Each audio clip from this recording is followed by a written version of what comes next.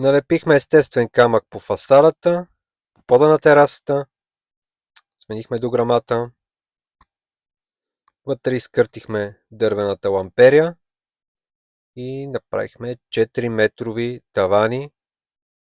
Тук се виждат и гредите, декоративна мазилка. Също така положихме. Сгубихме част от мебелите на клиента. Монтирахме 2 капандури на покрива, за да има още повече светлина в трапезарията. Изкъртихме банята и направихме нова такава с португалски акцент, вградени структури. Останалите помещения също изкъртихме ламперията и задигнахме таваните, така че да е по-висок навсякъде. Започнахме да сглобяваме мебелите на хората. Кой на вас ви предстои ремонт, може да се свържете с нас.